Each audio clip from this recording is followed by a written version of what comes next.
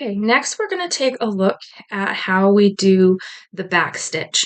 And this is a really great one for mending if a seam is coming undone and we need to repair the stitches. It's a really strong hand stitch, which makes it great for repairing seams. And in this one, I'm going to work from right to left because that is what I find to be most comfortable. You can also work this one left to right, following the same pattern, just the opposite direction, if that is what's most comfortable for you, whether you're right-handed or left-handed.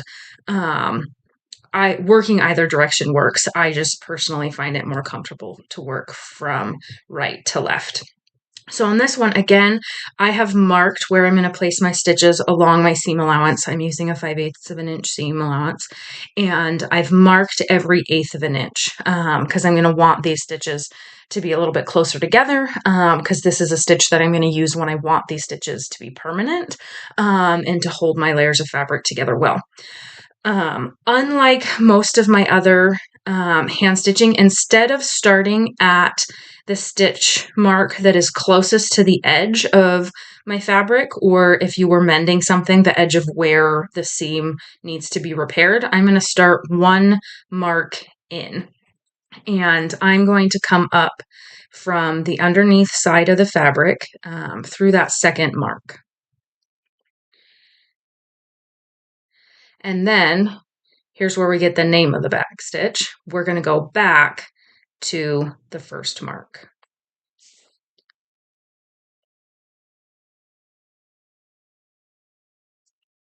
Okay, now I'm going to come to the next mark that's one past where I started. I'm going to come up through the fabric, and then I'm going to come back to that mark where I started. So you should find as you're sewing that you go through every single mark twice.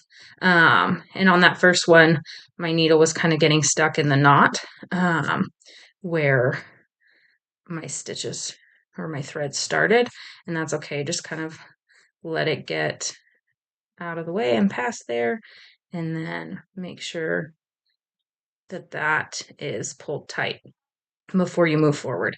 And then we're going to follow that same pattern. We're going to move one mark forward, and then we're going to move back to our previous stitch.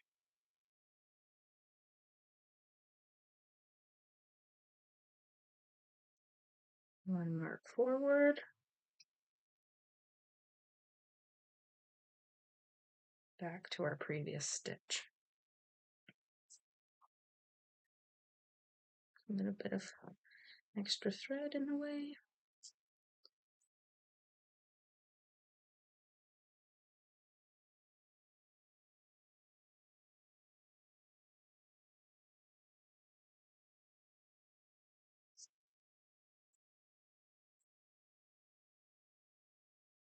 And if your threads start to tangle, it's okay to pause, kind of untwist them so that they're together. I'm working with a double thread of or a double thread because I just like the added stability. You can do this with a single thread because of the nature of the back stitch. It's going to be sturdy with a single thread.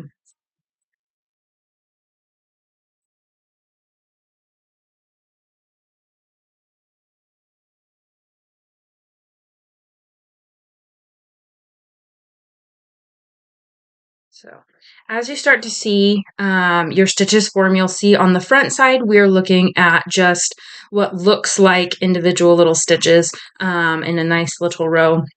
On the back side, we'll see that there's a little bit more thread going on as we go back and forth to form the back stitches. So the back stitch is one that will look very different on the front side and the back side of your seam.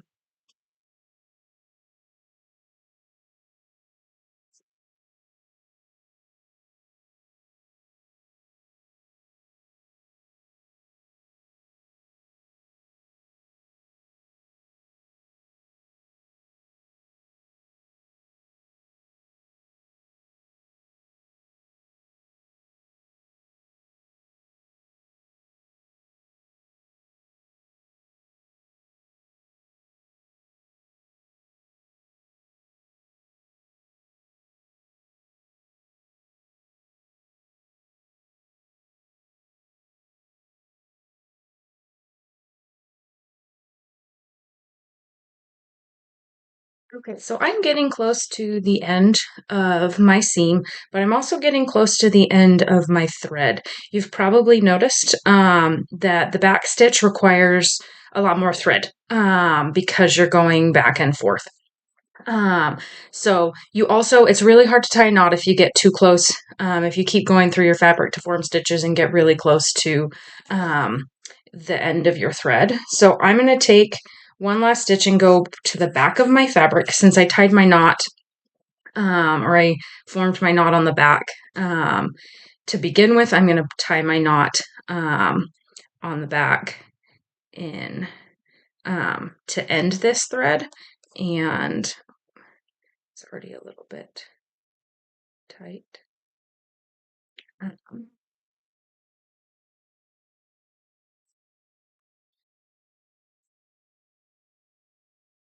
So if you don't have enough thread to finish, that's all right. We're just going to thread up a new needle and finish the rest of our seam. Okay, so once we're ready to go with our next needle, we're going to flip it over and we're going to continue working from the front, and we're going to continue the same pattern. I'm going to come up through the next hole that I would have come up with or through if I hadn't run out of thread, and then I'm going to backtrack to my last stitch. And then I'm just going to keep going for those last few stitches.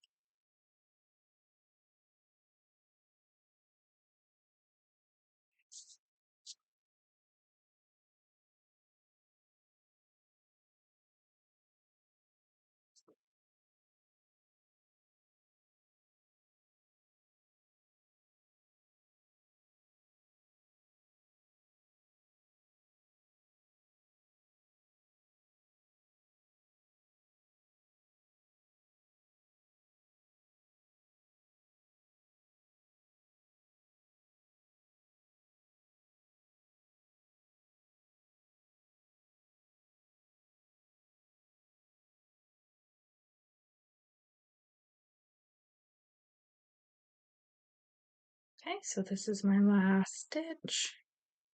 I'm going to go back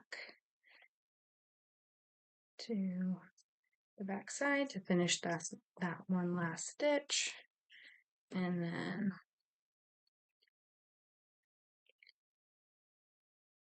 I'm going to tie off.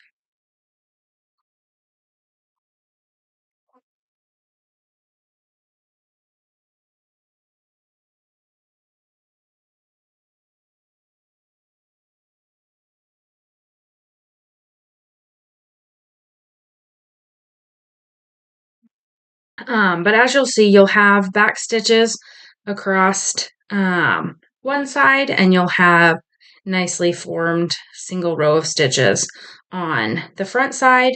And then if we open up, we have a nice seam that's not visible. It looks exactly from the front like it would be if we had done it by machine. So it's a great option for repairing stitches when on a piece of clothing where some things come out. It's also great if you just need to join two pieces of fabric together and you don't have a sewing machine available.